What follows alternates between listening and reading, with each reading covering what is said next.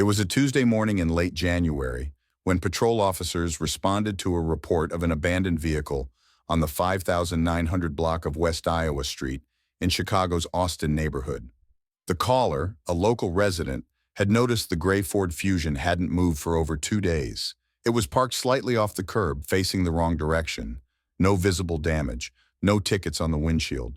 No one had approached it, not even to retrieve a bag or wipe off the frost that had settled on the windows. What the responding officers found inside wasn't chaos, it was quiet, controlled, the kind of stillness that raises immediate suspicion.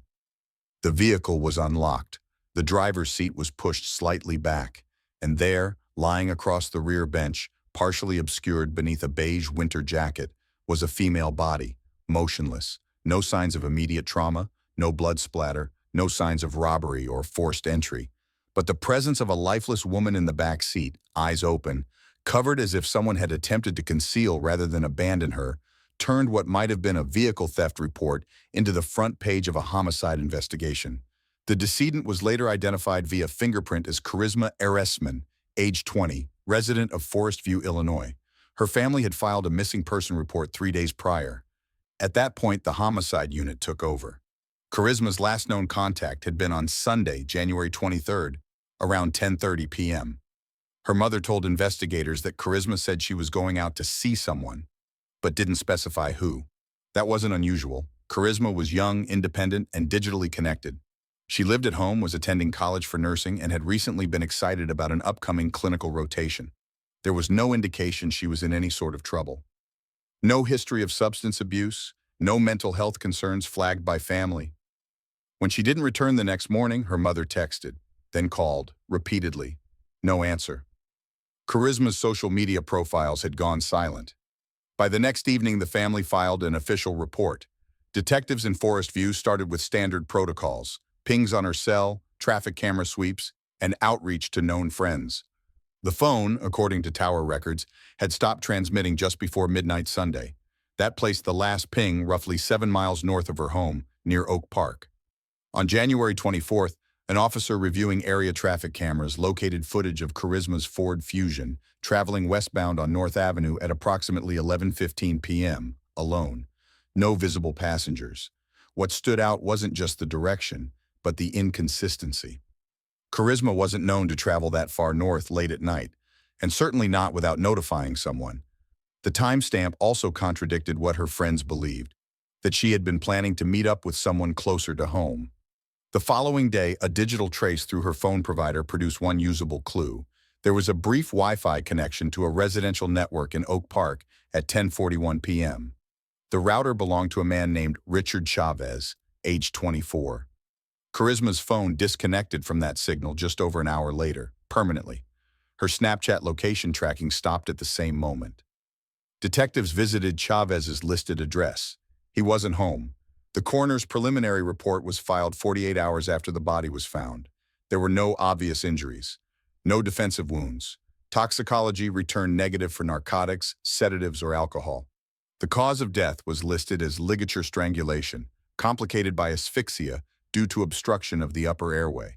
A subtle petechial hemorrhage was noted on both eyelids. Time of death was estimated to be between 11 p.m. Sunday and 4 a.m. Monday. There was no sign of sexual assault, no bruising below the neck. Her nails were intact. Her clothing wasn't disheveled. Whoever did this had done it cleanly, methodically, with limited contact, and then transported her body, already deceased, to the west side and left her in her own vehicle. If that wasn't disturbing enough, the killer had locked nothing. It was as if they wanted the car to be found.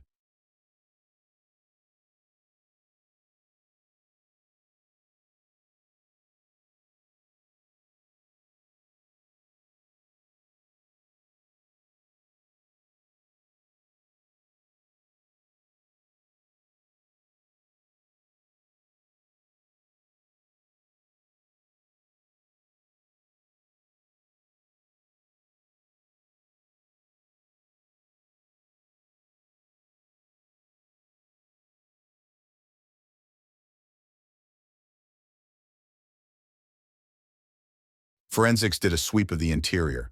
The jacket over her body didn't belong to her. Hair follicles were recovered. No fingerprints were lifted from the door handles. No cash, credit cards, or phone were recovered, and the phone, for what it was worth, was still missing. By January 27th, Forest View investigators working in tandem with Oak Park PD were narrowing the timeline. Chavez became a person of interest, but he had not yet been interviewed. He had a low online presence, no prior criminal record, no employment listings. His name had surfaced only through a short message thread Charisma had exchanged with a friend a week earlier. He's intense but sweet, keeps asking where I am. The statement alone meant little, but paired with the Wi-Fi signal timestamp, the traffic footage, and now a dead body, it placed Chavez firmly within the orbit of suspicion. What the team needed next was to verify if she ever left his house alive. The neighborhood had minimal surveillance coverage. Private homes along the block relied on Ring cameras, many of which were inactive or faced the wrong direction. One did catch Charisma entering the front porch of the Oak Park residence at 10:41 p.m., alone. She was not seen again. No footage showed her exiting. No footage showed Chavez either, and that was the problem.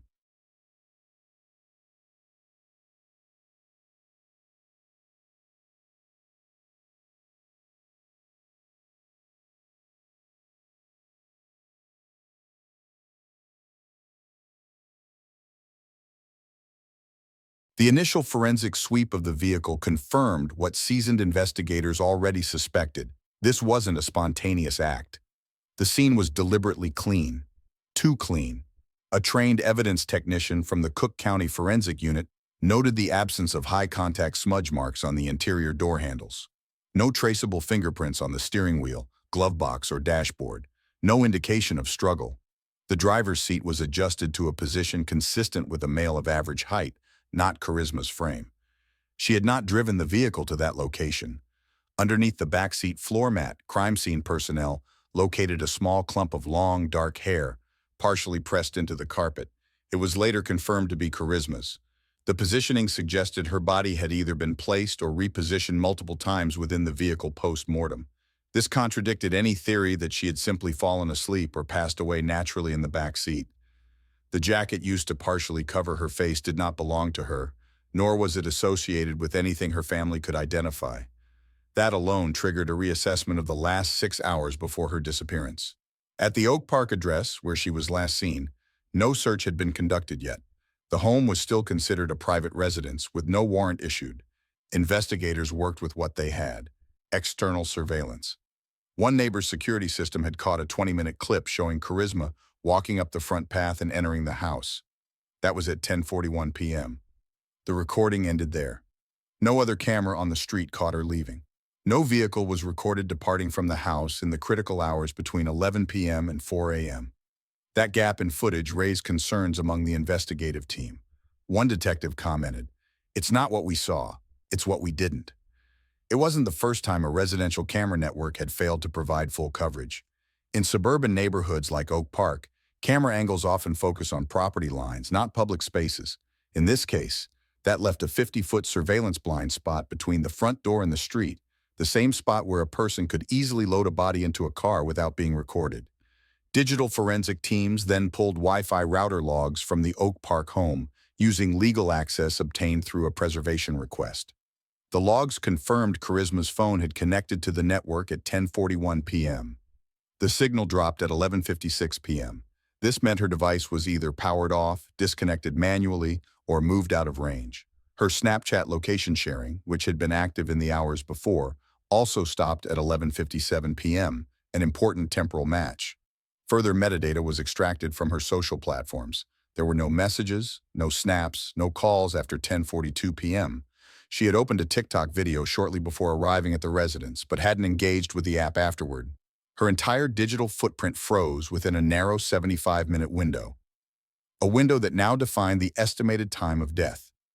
Meanwhile, license plate recognition systems, LPR, in the Chicago metropolitan area were queried for hits on Charisma's vehicle. One successful ping occurred at 12:17 a.m. near North Avenue and Austin Boulevard, confirming that her car was in transit shortly after the Wi-Fi disconnect. The driver was not identifiable from the footage. There were no passengers visible. The timestamp was consistent with the forensic estimation that Charisma had died between 11 p.m. and 1 a.m. This narrowed the suspect pool to a single possibility: whoever she had gone to meet that night.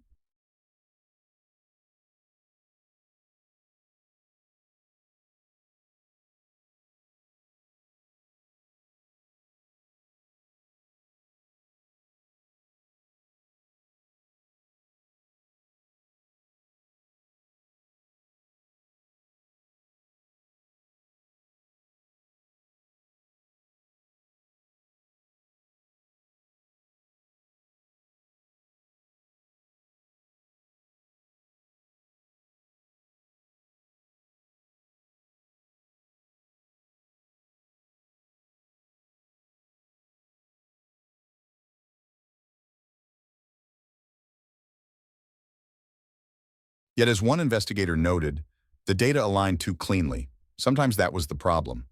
At the same time, Charisma's family turned over her personal laptop and an external drive she used for coursework. A forensic analysis of her messaging apps confirmed recent conversations with a person named Rich. Several exchanges suggested an uneven dynamic. He was persistent, she was increasingly distant.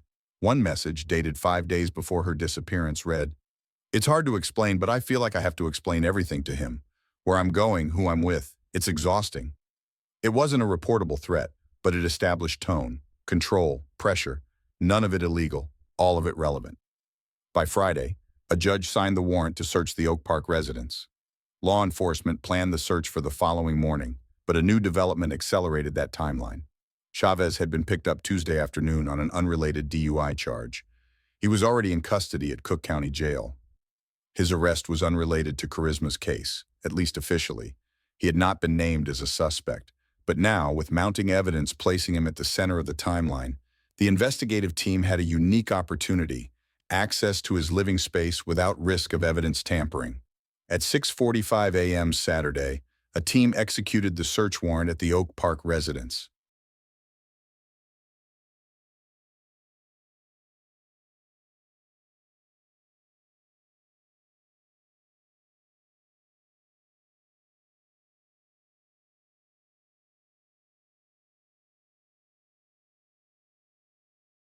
At 7:02 a.m. on Saturday, officers entered the Oak Park apartment under a judicial search warrant. The target unit was a second-floor, one-bedroom in a quiet residential complex. The door was unlocked. No sign of tampering. Inside, stillness. Ambient temperature steady. No scent of cleaning agents. The space was organized but imperfect. Used. Lived in. Crime scene technicians initiated a standard grid search. Nothing visually indicated a struggle. But forensic value rarely lies in what's obvious. On the kitchen counter, a half-used roll of duct tape was logged. In a trash bag beneath the sink, a broken iPhone case, strands of dark hair, and clipped fingernails. The serial number on the phone case matched Verizon records for Charisma Erisman's missing device. The phone itself was absent. In the hallway closet, a tan men's jacket was collected. Fiber samples would later match those recovered from the interior of Charisma's car. That vehicle was now confirmed to have been used post-mortem to transport her body. The bedroom presented more definitive leads. The mattress had been stripped. A reagent test on the bed frame indicated positive for hemoglobin trace, though faint. The presence of a fluid transfer pattern, not visible to the naked eye, was consistent with contact after physical trauma. Oblique lighting revealed drag marks on the floor's polyurethane finish. The scuff angles led from the bed to the front door. In the bathroom, a single latex glove behind the radiator. No prints. But the location indicated an attempt to hide, not discard. A chemical reagent sweep along the sink's underside identified traces of bleach, inconsistent with the rest of the apartment's hygiene practices. Investigators flagged this as a probable cleanup zone. A suitcase was located beneath the bed, half-packed, socks rolled military style, travel toiletries, and a Greyhound stub for a January 28th departure to El Paso. A second stub, blank on passenger name, was folded inside a paperback novel. No passport was found. No other items suggesting international travel. Investigators conducted a footprint residue analysis in the entryway. A partial print matched the sole pattern of shoes Charisma was last seen wearing. That same pattern was found once near the bedroom door, then again at the entrance mat. No outbound prints were identified, only inbound. No blood spatter on walls, no broken furniture. The inference was not a struggle, it was containment. A forensic review of the Wi-Fi router log showed her phone had connected at 10:41 p.m. and disconnected at 11:56 p.m. During that time, the only other network activity was a Hulu streaming session, active throughout. The account was linked to the apartment resident. The implication: someone remained online even after her device went dark. A digital forensics team imaged a laptop found on the desk. Browsing history showed visits to online forums about relationship control, 2 Google searches on how long DNA stays on clothes, and a query for places to dump a car in Chicago. All were time-stamped within 36 hours of Charisma's disappearance. The timeline was no longer theoretical. It was digital. From entry to offline to disposal route, everything matched.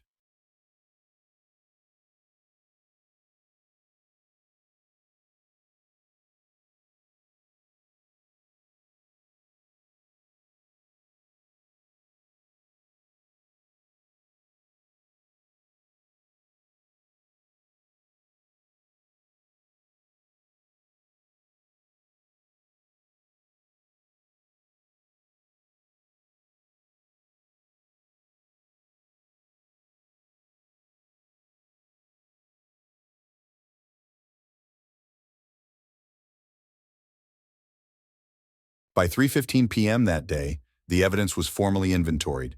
Fiber match from jacket to vehicle upholstery, mitochondrial DNA confirmation on hair in the bathroom trash, STR match pending on blood trace from bed frame, phone case ID matched to Charisma's registered number, LPR and metadata verified route of car relocation. This wasn't a matter of suspicion. It was a forensic path, documented, time-stamped, and traceable. The question no longer centered on who had been in the apartment. The focus had shifted, why she hadn't left. Richard Chavez was already in custody when the search of his apartment took place. He had been arrested 3 days earlier on a DUI charge during a routine traffic stop in Berwyn. At the time, officers had no legal basis to question him regarding Charisma Erisman's disappearance. He was booked, processed, and placed in holding pending his court date. The homicide unit kept their distance until the search warrant connected the dots. On January 29th, detectives initiated a formal detainer to keep Chavez in custody. He was notified of the investigation, then transported under supervision to a secured interview room. The session was recorded. He was advised of his rights. He invoked them. No answers, no statements, not even to deny involvement. But Chavez's silence wasn't the only piece under review. While in custody, the Ford Fusion had been processed at the forensic garage. Technicians conducted a full 360-degree trace analysis. Swabs were taken from all major contact points: seatbelt latches, gear shift, trunk lining, rear door handles. In the trunk, nothing of forensic value. But beneath the rear seat cushion, a small Ziploc bag was recovered. It contained a phone charger, a set of house keys, and a folded napkin with handwriting. Lab analysis confirmed the writing matched samples from Charisma's notebooks. The message read, "I told you I was going home. Please stop." No prints were found on the bag itself, but fiber transfer inside the vehicle matched upholstery from the Oak Park apartment. The charger cord tested positive for trace skin cells, insufficient for full DNA, but enough to establish Charisma had handled it shortly before death. The vehicle's onboard infotainment system also yielded data. A cached map route, auto-saved from Sunday night, showed a plotted trip from Oak Park to the block in Austin where the vehicle was later recovered. The destination had not been entered manually. It had been pulled from recent locations. That alone wouldn't prove intent, but paired with the known timeline and LPR hit at 12:17 a.m., the path became clearer. Digital analysts reviewed Chavez's phone activity, obtained via warrant and executed with his carrier. The phone had been powered on intermittently following Charisma's death. While no texts were sent, metadata indicated location pings that matched the movement of her vehicle: North Avenue to Austin, then a return to Berwyn within 2 hours. A deletion log revealed multiple app uninstallations on January 24th, including encrypted chat applications and GPS tracking software. It was unlikely to be coincidence. Meanwhile, his criminal history revealed no prior violent offenses. He had no open warrants, no documented domestic abuse. But a deeper dive into sealed civil filings from 2020 indicated that a former girlfriend had petitioned for an order of protection, later dropped. The petition cited coercive control, repeated surveillance, and harassment. It had never been prosecuted.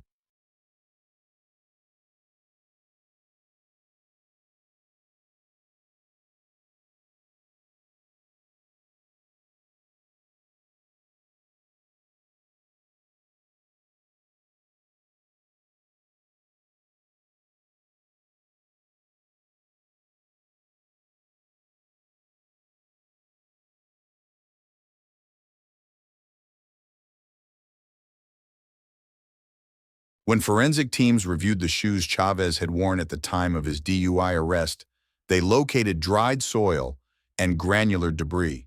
These were sent for soil comparison against samples recovered from the alley near the vehicle drop-off site. A geotechnical match was confirmed. Though not definitive on its own, it added to a body of circumstantial physical alignment. The last significant forensic yield came from Charisma's own clothing. Her sweater and jeans had been preserved and stored under controlled conditions. A second-pass analysis using updated touch DNA techniques identified low-yield male DNA on the hem of her sweatshirt and the waistband interior. It was insufficient for CODIS entry, but compatible with a preliminary profile built from items in the Oak Park apartment. The investigation team compiled all active findings into an integrated timeline. 10:41 p.m. Charisma's phone connects to Wi-Fi at Oak Park address. 11:56 p.m. Phone disconnects 12:17 a.m. Vehicle LPR ping in Austin neighborhood. 3:22 a.m. Chavez's personal phone pings back in Berwyn. January 24th. App deletions, metadata anomalies begin.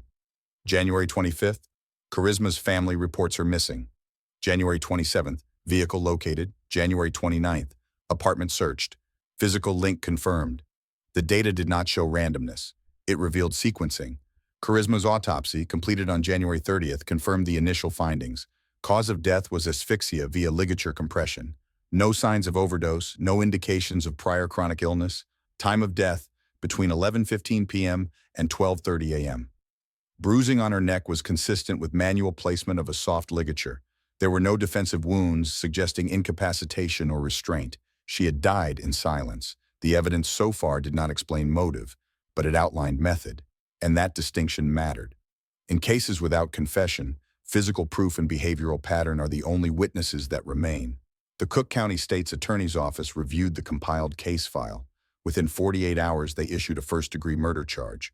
A bond hearing was scheduled. The suspect was transferred to Cook County Jail without release.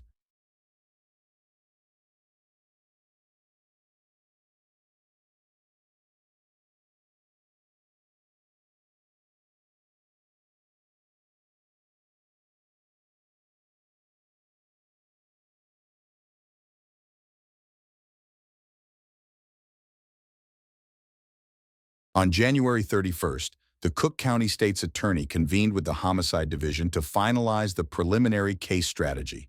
At that point, no confession had been obtained. There were no eyewitnesses. The case would rise or fall on the strength of physical evidence, digital corroboration, and sequence integrity. Prosecutors were clear. Timeline cohesion would be the spine of the argument. The facts had to interlock, precisely. The first pillar was digital trail continuity. From the moment Charisma Arizman's phone connected to Wi-Fi at 10:41 p.m., through its disconnection at 11:56 p.m., and the Ford Fusion's appearance on surveillance at 12:17 a.m., the timeline held. There were no unexplained gaps. Forensic timestamps, router logs, phone metadata, and license plate recognition fed a clean chain of motion. Charisma went offline in Oak Park. Her car surfaced miles away. The route and duration matched the physical layout of the city. No alternate explanation fit. Second, spatial control. The Oak Park apartment had no secondary exits, a single point of entry. Charisma's digital footprint stopped inside that structure. No outbound activity on social platforms, no surveillance showing departure. Her footprint, both digital and literal, ended at the door. Forensic analysis of carpet drag marks, blood protein residues, and closet fibers aligned to a containment event inside the apartment. The cause of death, confirmed by the medical examiner, had occurred in a controlled indoor setting. Not in the vehicle, not in an alley. In that room. Third, trace contact. The jacket found in the apartment bore fiber and hair consistent with samples retrieved from the car. DNA from Charisma was present in the vehicle and inside the apartment. Chavez's personal belongings, shoes, charger, and clothing, contained particulate matter that traced back to the alley where the body was found. The presence of her hair in a tied-off trash bag inside the suspect's home negated accident or coincidence. A fourth layer involved the suspect's own behavior. Chavez had wiped devices, uninstalled apps, and deleted search histories in the hours after Charisma's phone went dark. These actions weren't isolated. They matched known post-offense patterns documented in homicide cases. While not criminal in isolation, the pattern, timing, and overlap with known concealment behaviors became relevant under behavioral forensics review. Public defenders requested discovery. The prosecution submitted a 312-page file. It included DNA lab certifications, geolocation records, autopsy summary, forensic lab imaging, timeline reconstruction, search warrants, and inventory logs, all presented without speculation, only data, only sequence. Community attention increased. Charisma's family held a press conference urging a full prosecution. They didn't speak about motive. They focused on facts. Her father stood behind a podium saying only, "Our daughter didn't run away. She didn't overdose. She didn't vanish. She was taken, and she deserves accountability." Meanwhile, Chavez remained silent in custody. He waived preliminary hearings and declined media interviews. Attorneys filed a motion to exclude digital metadata as prejudicial. That motion was denied. The court ruled that digital evidence, if properly authenticated and contextually relevant, would be permitted as part of the evidentiary narrative. By February 10th, a grand jury returned an indictment for first-degree murder, concealment of a homicide, and tampering with electronic communication records. No plea was entered at arraignment. The judge ordered continued remand.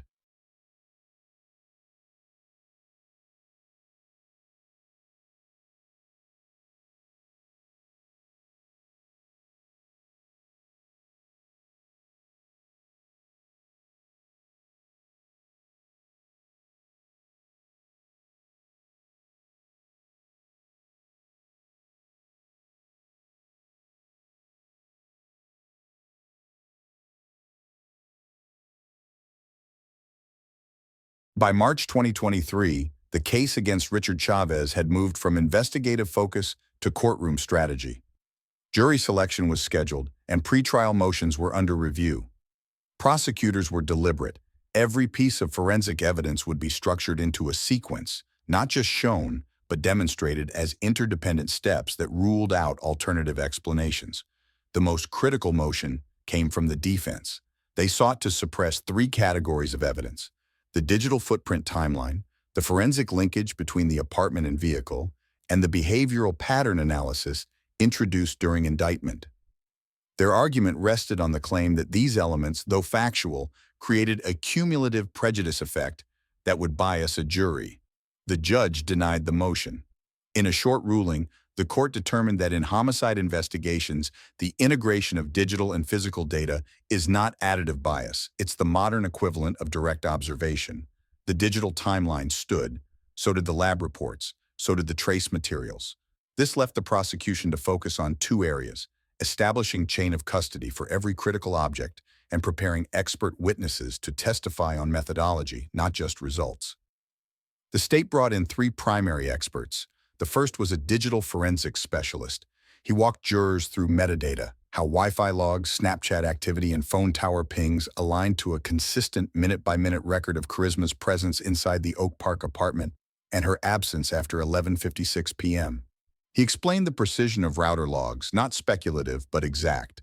The point wasn't emotional, it was architectural. Her life stopped transmitting from that location. The second expert was a trace evidence technician. She confirmed that fibers from the jacket found in Chavez's apartment were indistinguishable from those retrieved from the rear seat of the Fusion. Hair recovered in the bathroom trash was a mitochondrial match to Charisma. Most significant was the chemical profile of blood trace found on the bed frame. It contained degradation patterns consistent with blood exposed to a household bleach wipe and air drying over several hours. The cleanup wasn't thorough, but it was deliberate. The final expert was the forensic pathologist who performed the autopsy. He didn't speculate on motive or intent. He explained, factually, that Charisma had no lethal internal injuries, no overdose toxins, no pre-existing conditions. Cause of death was ligature compression with features of manual restraint. The injuries were inflicted while she was alive. There were signs of positional asphyxia, consistent with body weight pressure from above. He also confirmed the estimated time of death between 11:15 p.m. and 12:30 a.m., perfectly aligned with the digital timeline.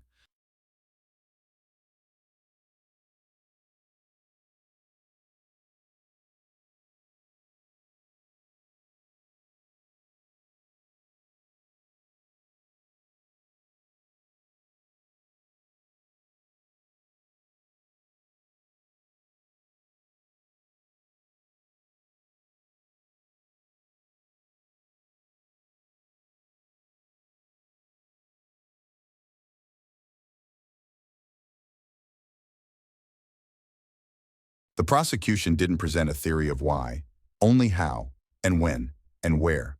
On cross-examination, the defense attempted to introduce doubt. Could the phone have disconnected due to battery loss? Could the trace DNA have come from secondary transfer? Could the autopsy result be consistent with an accident? The answers were clear: yes, in isolation, but not when viewed together. The evidence wasn't presented as fragments. It was a closed loop. At no point did the prosecution allege premeditation in the traditional sense. There was no manifesto, no written threat, no recorded confession. But they showed behavioral consistency. Chavez's silence, his digital deletions, The packed suitcase, the routing data, none of it exonerated him. All of it pointed in one direction. Charisma's family was present every day of the pre-trial hearings. They didn't speak publicly, but their presence served as a constant reminder. This wasn't about theoretical possibility. It was about consequence. One woman was gone. One defendant was linked to every step of her disappearance. The judge set the trial date for early summer. Jury selection would begin in May.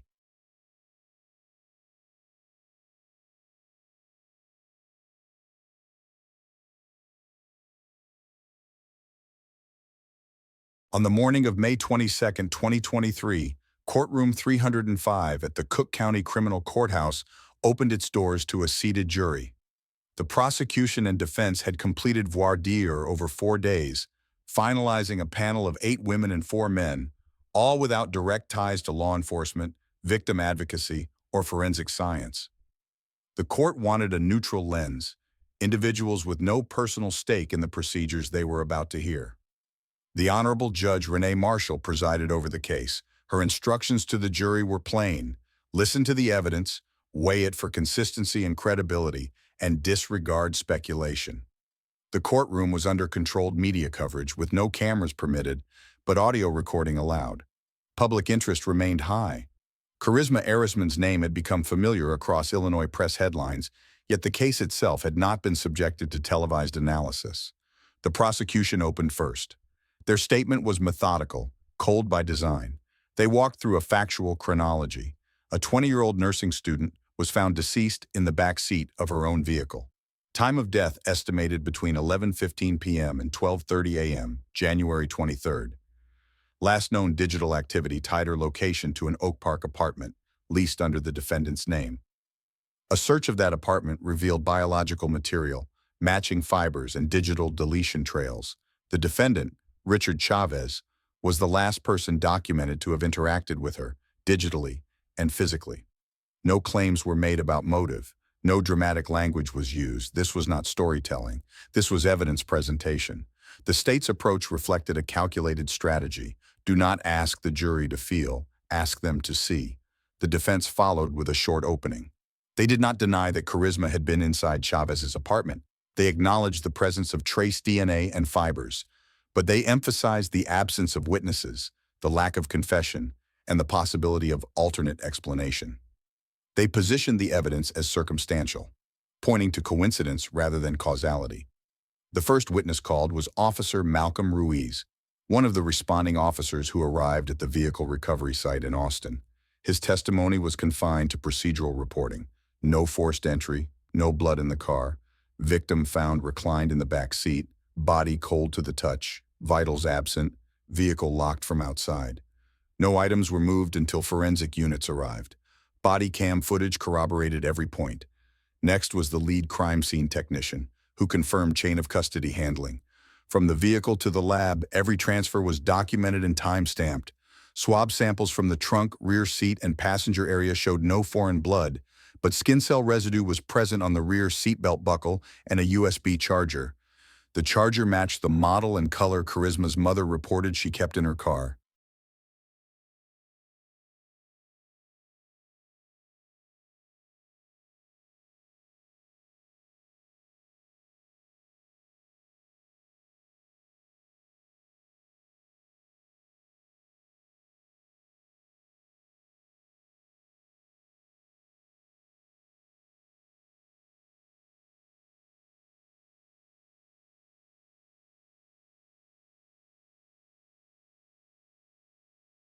The third witness was the digital forensics lead.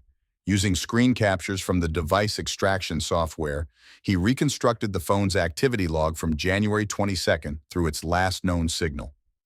The jurors were shown login times, Wi-Fi connection timestamps, and app logouts. A data visualization chart illustrated the sequence. The last Wi-Fi ping at the Oak Park address came at 11:56 p.m. No outgoing messages followed, no location updates, no movement. The fourth witness, a forensic fiber specialist, confirmed the match between a tan jacket seized from Chavez's apartment and the vehicle seat fibers. She also documented human hair found in a bathroom trash can in the Oak Park apartment. Mitochondrial DNA matched to Charisma through maternal comparison with her mother's sample. The technician emphasized, these weren't isolated fibers. They were consistent clusters. Transfer density ruled out incidental contact. Court adjourned after 5 hours. The jury was instructed not to form conclusions or discuss the case outside deliberation. The following day resumed with testimony from Dr. Elias Ward, the Cook County medical examiner who had performed Charisma's autopsy. He approached the stand with a binder of lab reports, photos excluded from the jury's view but included in official records. Dr. Ward confirmed the cause of death as ligature asphyxiation, applied while the victim was conscious. Hemorrhaging along the strap muscle indicated sustained pressure. Petechial hemorrhages were noted in both eyes. No internal organ trauma, no recent fractures. Fingernail scrapings revealed minor epithelial transfer but no broken nails, supporting the theory of minimal resistance or incapacitation. He confirmed the time of death window as within 1 hour of the last digital connection timestamp. That overlap was not assumed. It was based on biochemical markers, core temperature loss, rigidity onset, and blood settling patterns. Dr. Ward was asked directly by the prosecution, in your medical opinion, is there evidence consistent with accidental death? His answer was clinical. No. The injury patterns reflect intentional pressure application, not self-induced and not survivable without intervention. The defense declined cross-examination.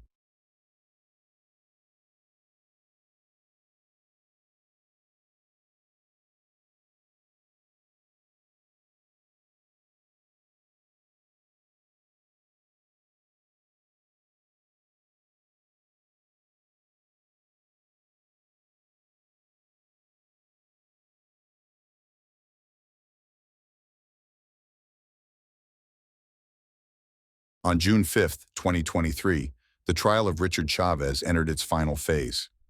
After weeks of methodical testimony, the jury now sat through 2 final days of arguments that would determine whether the state had proved its case beyond reasonable doubt. The prosecution made no changes in tone. They did not pivot to dramatics or plea for sympathy. They presented the same core structure they had relied on from the start: time, place, contact, concealment. They reiterated only once. The timeline wasn't built from assumption. It was built from logs, lab analysis, and biological traces that aligned precisely. The defense, unable to challenge the evidence directly, made their last stand on ambiguity. No witness had seen the crime. No weapon was found. They argued that presence did not equal guilt, that a lack of clear motive created room for doubt. But they still had no alternate theory, no explanation for the fibers, no rebuttal to the bleach residue. No way to account for how Charisma's phone and body ended up where they did without Chavez's involvement. By the morning of June 7th, the jury began deliberation. They returned in less than 8 hours. The courtroom was silent as the verdict was read. Guilty of first-degree murder, guilty of concealment of a homicidal death, guilty of tampering with electronic records. Chavez showed no emotion. His attorneys requested a delay in sentencing. It was denied. The hearing proceeded a month later. At sentencing, the state asked for natural life. They cited Chavez's attempt to erase digital traces, dispose of a body, and deny involvement from the beginning. The court agreed. Judge Marshall's ruling was brief. You made a choice, not just to take a life, but to hide it. And when you had the chance to admit what happened, you chose silence. This sentence reflects that choice. Richard Chavez was sentenced to life in prison without the possibility of parole. In the weeks after, a vigil was held for Charisma Arisman in Forest View. Her family did not seek interviews. They issued a short statement that read, "This verdict won't bring our daughter back, but it gives her name justice. And to anyone who sees signs of control, obsession, or threats, trust your instincts. Get help early. Speak out." In the end, justice for Charisma wasn't just about punishment. It was about clarity, about knowing that the truth wasn't buried with her. As someone who's followed every step of this case, I'm reminded how quickly trust can be manipulated and how silence can become the most dangerous signal of all. If you ever feel isolated, watched, or erased in your own life, don't wait. Speak up.